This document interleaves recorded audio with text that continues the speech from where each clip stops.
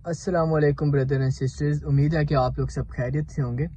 तो आज मैं जिस गाड़ी का आपके लिए रिव्यू लेकर आया हूँ वो है सुजुकी कल्टस 2011 मॉडल। और जो इस गाड़ी के ऑनर हैं वो भी एक यूट्यूबर हैं, वो भी कार्स के रिलेटेड वीडियोस बनाते हैं। तो उन्होंने इस गाड़ी के ऊपर थोड़े से रैप शैप के काम भी कराए हुए हैं, तो मैं आपको वो भी चेक कराऊँगा। So let's start the review from the interior of this car.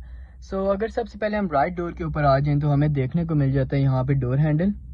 और यहाँ पे आपको देखने को मिल जाता है इसकी विंडोज़ को कंट्रोल करने के लिए, बिकॉज इस गाड़ी के अंदर ऑटो विंडोज़ नहीं आती। सो ये आपको इस मैनुअल से ही काम चलाना पड़ता है। बाकी अगर यहाँ पे आ जाएं तो यहाँ पे आ गया CNG का बटन, लेकिन इस गाड़ी में भी रिसेंटली CNG नहीं है। सो अगर यहाँ पे इसके स्टीयरिंग के ऊपर आ जाएं तो इस गाड़ी में 3 स्पोक स्टीयरिंग व्हील आता है। यहाँ पे आगे वाइपर्स के कंट्रोल और यहाँ पे आगे लाइटों के कंट्रोल। और अगर हम इसके मीटर की बात करें तो सबसे पहले आ गया आपके पास लेफ्ट साइड के ऊपर फ्यूल गेज, उसके बाद आ गया आपके पास स्पीडोमीटर जो कि 200 स्पीड तक लिमिटेड है। उसके बाद आपको देखने को मिल जाता है RPM मीटर और सबसे एंड पे हीट गेज देखने को मिल जाती है। बाकी इस गाड़ी के अंदर कोई एयर बैग वगैरह नहीं आता। और अगर हम यहाँ पर ऊपर आ जाएं तो हमें यहाँ पे रेयर व्यू मिरर देखने को मिल जाता है। उससे नीचे आए तो AC वेंट्स देखने को मिल जाते हैं। और अगर उससे नीचे आए तो यहाँ पे AC और हीटर को कंट्रोल करने का बटन कह सकते हैं आप इसको। बाकी यहाँ पे आ जाए तो इस फैन को कंट्रोल करने के लिए और यहाँ पे आ गया AC का बटन। और इस गाड़ी में AC भी दिया गया है जिसकी थ्रो ना ही बहुत अच्छी है और ना ही बहुत बुरी, बस नॉर्मल है। अगर उससे नीचे देखें तो आपको एक आफ्टर मार्केट CD प्लेयर देखने को मिल जाता है। और अगर उससे नीचे आए तो यहाँ पे एक चार्जिंग सॉकेट भी लगी हुई है इस गाड़ी के अंदर। बाकी यहाँ पे आ गई कॉइन होल्डिंग स्पेस और उससे नीचे आ जाए तो यहाँ पे आपको फ़ोन और वॉलेट रखने की स्पेस भी दी गई है। बाकी अगर उससे पीछे आ जाए तो यहाँ पे गियर नॉब आ जाती है जिसमें 5 गियर हैं। इस गाड़ी में 5 गियर आते हैं विद 1 रिवर्स। और अगर उससे पीछे आ जाए तो यहाँ पे आ गई इसकी हैंड ब्रेक।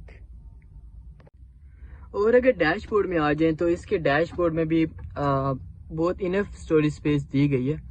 बाकी अगर हम इस गाड़ी में बात करें लेग स्पेस की तो इस गाड़ी में लेग स्पेस बहुत अच्छी तो नहीं कह सकते, बस नॉर्मल दी गई है। और इस गाड़ी के अंदर 4 एडल्ट आराम से बैठ के सफ़र कर सकते हैं। बाकी अब चलते हैं बैक सीट्स के ऊपर और आपको बैक सीट्स पे लेग स्पेस का बताते हैं। अगर बात करें बैक सीट्स पे स्पेस की तो बैक सीट्स पे स्पेस इतनी अच्छी नहीं है, बस नॉर्मल है। एक ऑलमोस्ट 6 तक का बंदा इसमें बैठ सकता है और इस गाड़ी के अंदर 4 से ज़्यादा लोग सफ़र नहीं कर सकते। बाकी अब हम आपको लेकर चलते हैं एक्सटीरियर के ऊपर और उसके बाद हम लोग चलेंगे एक छोटी सी ड्राइव के ऊपर। और अगर हम बात करें इसकी फ्रंट लाइट्स की तो इसकी फ्रंट लाइट्स के अंदर हेलोजन बल्ब आता है विद पार्किंग लाइट और उसके साथ यहाँ पे आपको देखने को मिल जाते हैं इंडिकेटर लाइट। और अगर यहाँ पे आ जाए तो यहाँ पे आपको देखने को मिल जाता है सुजुकी की ग्रिल विद मोनोग्राम। और इस गाड़ी के अंदर कोई फॉग लैंप्स वगैरह नहीं दिए जाते। और अगर हम साइड पे आ जाएं तो सबसे पहले आपको यहाँ पे इंडिकेटर लाइट देखने को मिल जाती है। और अगर ऊपर आ जाए तो यहाँ पे आपको एक साइड मिरर देखने को मिल जाता है जो कि बॉडी कलर के अंदर नहीं आता। बाकी अगर आगे आ जाए तो इसका डोर हैंडल भी बॉडी कलर में नहीं आता और जो नीचे ब्लैक पट्टी लगी हुई है ये भी इसकी बॉडी कलर में नहीं आती। बाकी अगर आप बैक फेंडर के ऊपर देखें तो यहाँ पे इसके ऑनर ने थोड़े से आपको डराने के लिए चीज़ें लगाई हुई हैं इसके ऊपर। और अगर हम इसके टायर पे आ जाएं तो इसकी गाड़ी में 175/70 R13 की प्रोफाइल है। बाकी इस गाड़ी के अंदर अलॉय रिम भी बहुत प्यारा लगा हुआ है। जैसा कि मैंने आपको बताया कि जो इसके ऑनर है वो भी एक यूट्यूबर है और ये उनका नाम लिखा हुआ है, सो डू सब्सक्राइब हिम। अगर हम बैक साइड की बात करें तो इसकी बैक लाइट्स जो हैं वो पर्सनली मुझे बहुत पसंद है, मुझे बहुत अच्छी लगती हैं।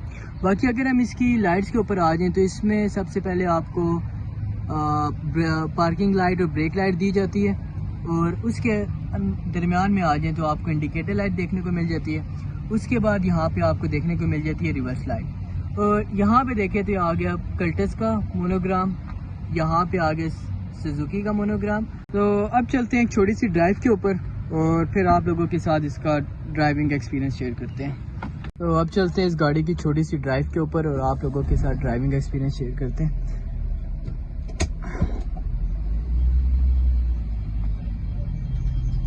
बाकी this car comes with 1000 cc manual transmission.